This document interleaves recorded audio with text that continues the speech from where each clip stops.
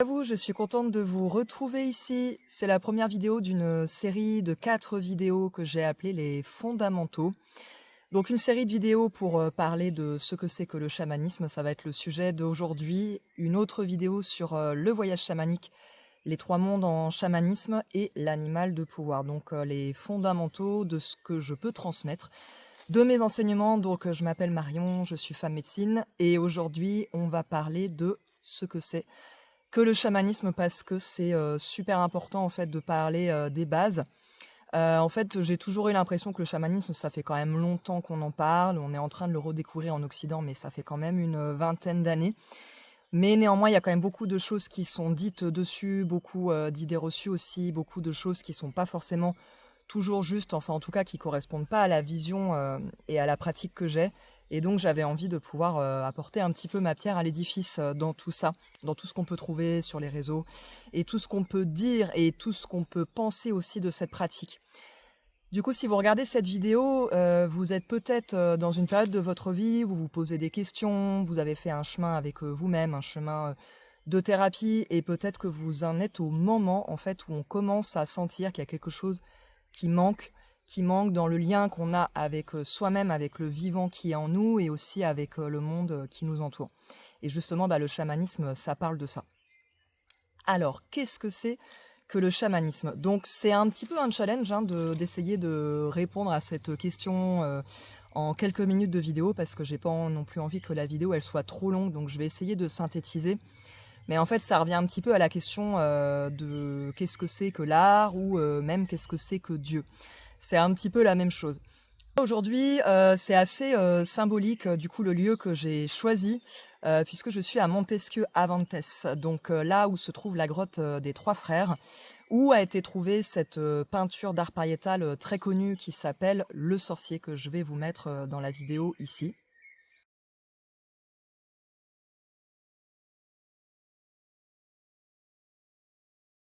Donc alors là, je suis pas très loin de la grotte, mais pour tout vous dire, je n'ai pas trouvé l'entrée de la grotte. De toute façon, elle est fermée au public. C'est la famille, Bégoin, hein, qui détient cette grotte, qui sont propriétaires, de la grotte et donc elle est fermée pour des questions de conservation, pour conserver les peintures et donc cette figure du sorcier, en fait, elle est hyper, symbolique et pour moi, le message que j'ai envie de transmettre aujourd'hui, c'est, le chamanisme, c'est pas qu'un truc, d'Indien, en fait, hein, comme on pourrait le croire, en Occident. Ça a bien existé chez nous, même si, je précise, du point de vue purement, archéologique, évidemment, on n'a pas forcément la preuve qu'il s'agisse bien d'un chaman. Cette peinture, elle s'appelle «Le Sorcier» parce qu'elle fait fortement penser à ça.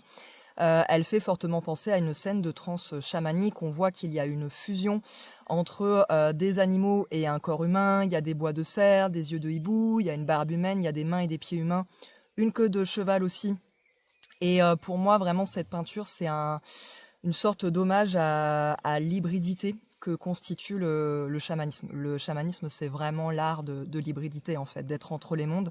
Et donc, cette peinture, pour moi, elle représente vraiment ça et elle représente aussi la marque de notre culture chamanique en France, il y a déjà 16 000 ans. Donc déjà, là, on replace un petit peu le contexte.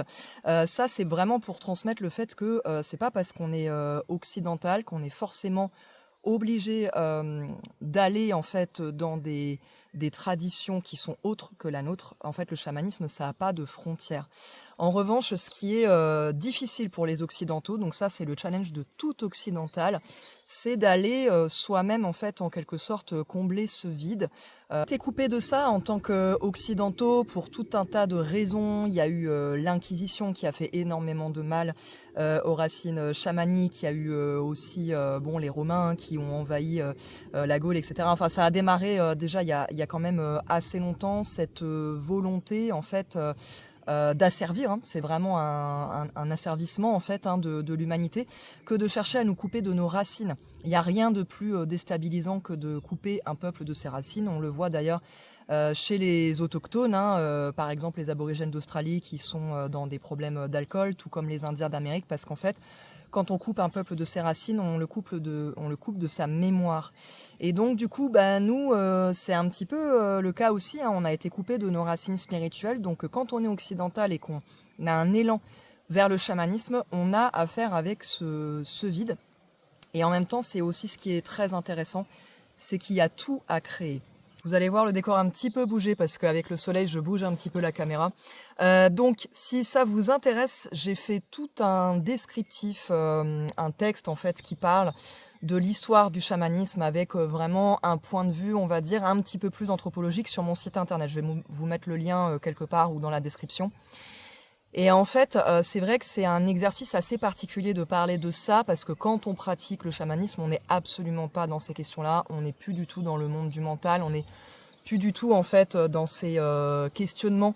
On remet en question aussi son identité, mais on est vraiment dans d'autres sphères. Mais néanmoins, c'est quand même assez important de pouvoir en parler, de pouvoir commencer à lancer en fait quelques ponts pour pouvoir en fait se rassurer et comprendre un petit peu de quoi il s'agit. Donc c'est pour ça que je fais volontiers l'exercice, parce que je comprends que quand on se pose des questions, on n'a pas forcément envie comme ça de se lancer tout de suite. Le mental, il a besoin un petit peu d'appréhender les choses.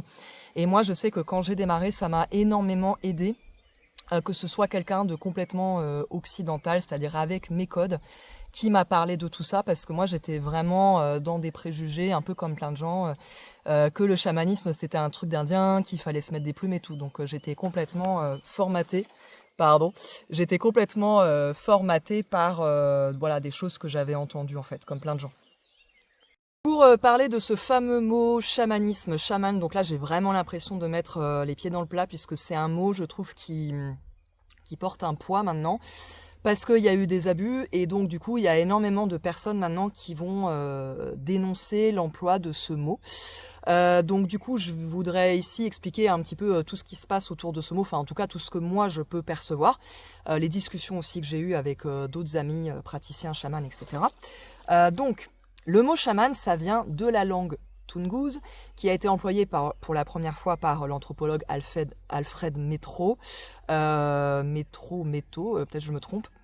Bon, en tout cas, voilà, c'est un mot qui vient de la langue Tungus de Sibérie, qui a été employé pour différentes raisons. Déjà, ça permettait en fait de mettre un petit peu tout le monde d'accord, d'utiliser le même mot pour un ensemble de pratiques qui sont très très variées, mais en fait qui touchent toutes quelque chose d'universel. C'est ce qu'a vu d'ailleurs Michael Lerner, mais je vais en parler un petit peu plus loin, un petit peu plus tard. Donc, chaman, en fait, effectivement, il y a une origine traditionnelle derrière. C'est une origine qui est sibérienne. Et c'est pour ça que pour certains chamans de tradition sibérienne, c'est pas forcément juste d'employer ce mot, sauf que ce mot, il est là. Moi, j'ai décidé de l'utiliser parce que je trouve que c'est déjà quelque chose, un sujet qui est tellement mal compris, que si en plus je m'attelais à chercher, à créer un nouveau mot, je trouve ça vraiment compliqué. Je trouve que le mot chaman, au moins, on en a un petit peu entendu parler. Mais effectivement, il y a des précautions à prendre avec ce mot. Pourquoi ? Parce que ce mot, déjà, il désigne généralement plutôt quelqu'un qui vient d'une tradition. C'est pour ça d'ailleurs que moi, je m'appelle pas chaman, je m'appelle femme médecine, pour respecter les peuples autochtones, les chamans qui viennent de lignées traditionnelles, et donc du coup qui ont été reconnus par leur tribu, et par les esprits aussi. Moi, j'ai été poussée par mes esprits directement, mais je viens pas d'un environnement avec une tradition chamanique. Donc je préfère le mot femme médecine, enfin je préfère, c'est mes esprits qui m'ont demandé de m'appeler comme ça, et moi ça me convient très bien, ça correspond à la vibration du moment et à ce que j'ai à faire, quoi. Mais bon, il n'y a rien de toute façon de figé dans les mots. Les mots, en fait, pour parler de tout ça, parfois ils sont chargés. Moi je trouve que ce serait bien aussi de remettre un petit peu de légèreté dans tout ça. Parce que on peut très bien mettre de la conscience sur ce qu'on fait, employer ce mot, tout en ayant conscience de tout ce qu'il y a derrière. Donc effectivement, il y a eu des abus, il y a eu des personnes qui se disent chaman parce qu'ils ont fait un week-end de formation. Alors ça, je peux l'entendre. Moi, j'en ai jamais rencontré, mais parce que je suis peut-être un petit peu dans ma petite sphère super cool autour du chamanisme, et je suis très très sélective sur les personnes avec qui je vais travailler, avec qui je suis formée. Mais j'entends bien qu'il y a eu des abus, et il y a eu aussi toute cette charge autour des peuples autochtones et cette oppression incommensurable que tous les peuples autochtones ont connue, qui est vraiment très très grave. Et donc, c'est vrai que de se dire chaman tout en gardant ces privilèges de blanc, parce que moi, j'ai pas peur de ces mots-là, moi je m'en fiche un petit peu. C'est des choses dont il faut parler aussi. On a en fait des privilèges en fonction de là d'où on vient, de notre classe, de tout un tas de choses, en fonction de si on est un homme, si on est autochtone ou pas.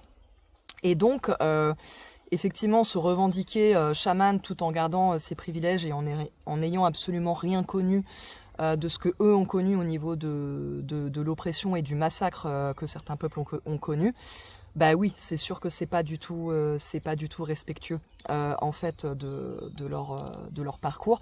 Donc c'est important de reconnaître ça, de reconnaître que nous, en tant qu'occidentaux, on ne sait pas tout et on a tendance un petit peu à prendre de la place et à être un petit peu dans notre assurance on se sent un petit peu chez nous, un petit peu partout, y compris quand on visite ces pays-là. On a l'impression qu'on nous doit des choses, qu'on nous doit nous expliquer des choses, de nous faire chaman en 3 jours. Voilà, vous voyez un petit peu ce dont je veux parler. Donc les choses, elles sont pas parfaites, ça c'est sûr, mais il faut faire un petit peu avec ce qu'on a. En tant qu'occidentaux, on est un petit peu désœuvrés en fait avec tout ça. On n'a plus les mots en fait finalement. C'est ça en fait. On cherche les mots qui nous correspondent. Donc moi par exemple, je sais que le mot énergéticienne, ça correspond pas du tout à ce que je fais. Avant, je m'appelais praticienne chamanique parce que justement, ça permettait de ne pas me présenter comme chaman, même si je pratique le chamanisme. Il y a le mot guérisseuse aussi qui est très chouette, mais qui est aussi critiqué parce que après on va dire oui, mais du coup ça veut dire que tu guéris les gens à leur place. Et puis du coup après moi j'ai vu passer des choses sur Instagram qui disent arrête de t'appeler chaman, t'as pas le droit de t'appeler chaman, je revendique que je ne m'appelle pas chaman. Bon, alors du coup on voit qu'il y a un petit peu comme une sorte d'équilibre qui est cherché pour faire attention à l'emploi de ce mot. Donc moi je trouve qu'il y a une espèce d'égrégore autour de ce mot qui est pas évident en fait, et il y a aussi tout un tas de choses par rapport à ce que je vous disais au début qui sont véhiculées sur le chamanisme, qui sont juste mal comprises en fait au niveau des pratiques et surtout des choses qui touchent au folklore. Alors qu'en fait le chamanisme c'est quelque chose de très très simple et à la fois très très vaste. Donc il y a forcément une forme de complexité, parce que c'est pas vraiment une complexité, c'est plutôt un mystère. Et notre mental en fait a du mal à appréhender ce mystère. Ce qui fait qu'il y a des choses qui sont compliquées, c'est aussi qu'il y a des souffrances en fait qu'on cherche à se guérir. Et donc du coup on cherche inconsciemment un petit peu à complexifier tout ça. Et il y a aussi des peurs autour de toutes ces pratiques en fait finalement de transe, qui sont des pratiques où effectivement on cherche à lâcher prise et donc à perdre le contrôle. Mais c'est ça justement qui est bon, qui est génial, c'est que on peut rentrer dans des espaces où enfin on n'est plus en train d'essayer de maîtriser un petit peu tous les aspects de notre vie. On devient justement la vie elle-même qui circule. Donc, le chamanisme, qu'est-ce que c'est? Vous devez attendre la définition, donc je vais donner vraiment la définition la plus simple. C'est la définition qui est dans la voix de Michael Harner.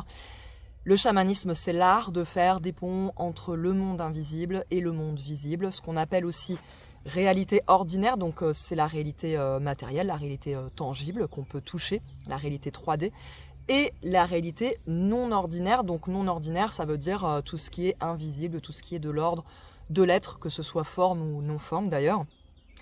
Donc ça, c'est une définition qui montre quoi? Qui montre qu'en fait, le chamanisme, c'est l'art de l'exploration entre les différents circuits. Donc il y a les 8 circuits de conscience de Laurent Guely, où c'est très très intéressant de comprendre un petit peu tout ce système, parce que pour moi, en fait, vraiment être chaman, c'est être explorateur. C'est vraiment être explorateur de la conscience. Donc c'est un petit peu, en fait, finalement, le pendant de la réalité ordinaire du chaman, c'est le voyageur. C'est vraiment l'art de voyager entre ces différents espaces de conscience. Généralement, quand on a la fibre un peu chamanique, au niveau de la conscience, on reste pas trop en place, quoi. C'est-à-dire que, par exemple, on va aimer faire quelque chose de matériel, mais notre esprit va vite vouloir relier un concept philosophique ou autre chose à ce qu'on est en train de faire matériellement. Il y a vraiment quelque chose un petit peu qui reste pas trop en place, quoi.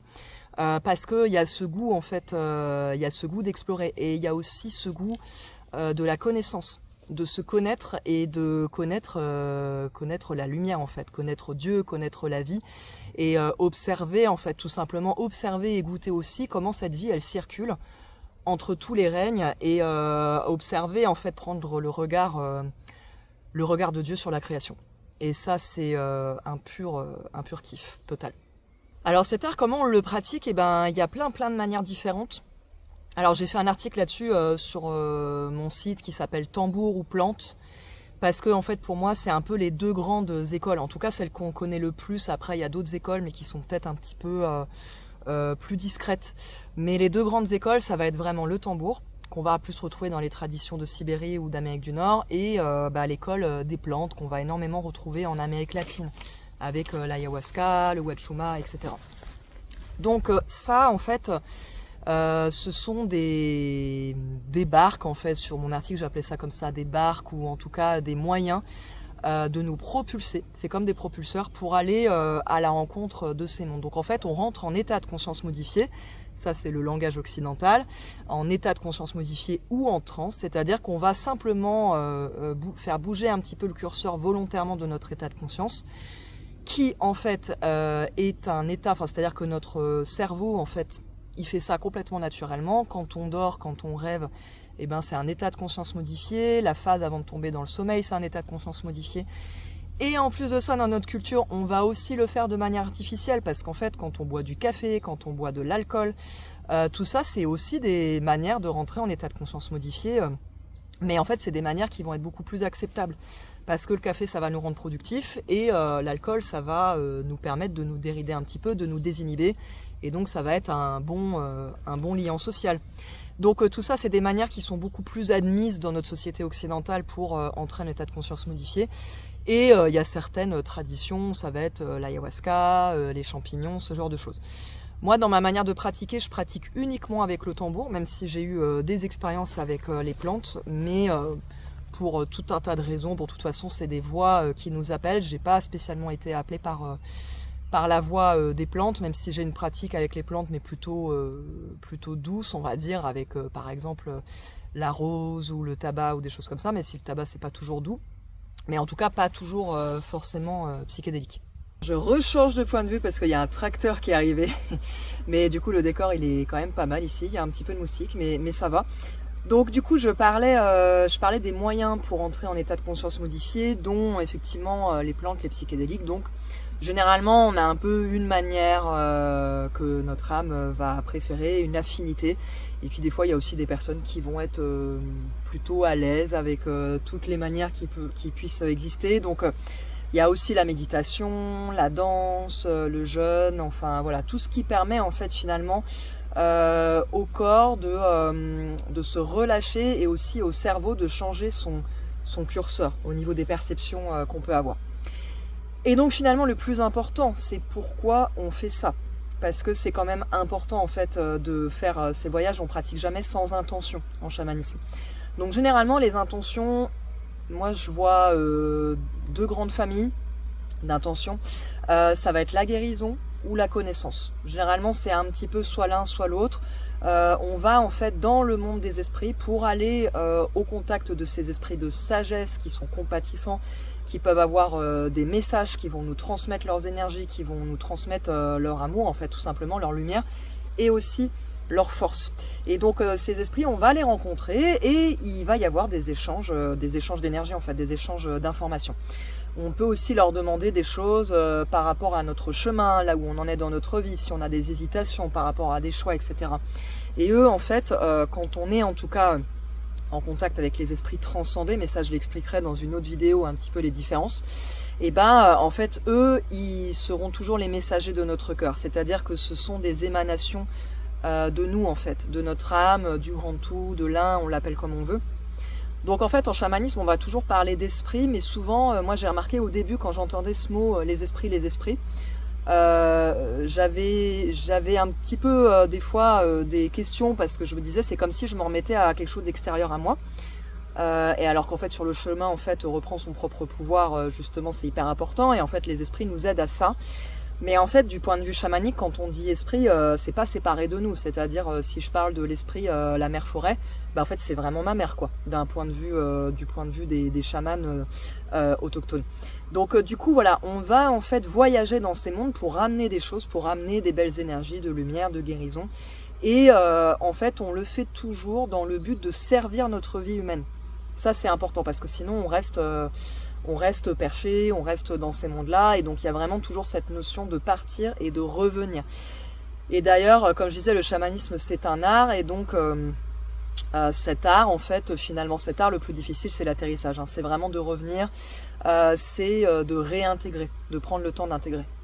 Pour parler un petit peu de Michael Lerner, bon je pense que cette vidéo elle va être un petit peu plus longue que prévu, mais bon vu le sujet voilà.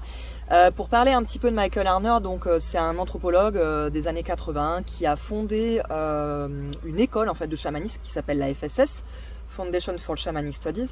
Et en fait le génie de Michael Lerner c'est que, en gros je vais le dire très brièvement, il a voyagé physiquement du coup, il a été rencontrer les peuples autochtones, et il a pu voir que chez ces peuples autochtones il y avait des pratiques universelles qui revenaient toujours en fait, des principes qui sont le nettoyage qu'il a appelé l'extraction, des principes qui sont ramener des bouts d'âme dont la personne pourrait avoir besoin, donc ça c'est le recouvrement d'âme, le principe aussi que en fait finalement tout le monde est capable de faire un voyage chamanique, même si je mettrai un petit peu des nuances là-dessus, mais bon, ça c'est un autre sujet, j'en parlais dans une autre vidéo, que tout le monde en fait a cette capacité de voyager dans les mondes chamaniques, et que en fait quand on va rencontrer ses propres esprits alliés, on est en capacité de pratiquer en fait. Après pratiquer pour soi c'est une chose, être chaman c'est autre chose, hein. Donc j'ai pas dit que tout le monde pouvait être chaman, moi je suis pas tellement d'accord avec ça.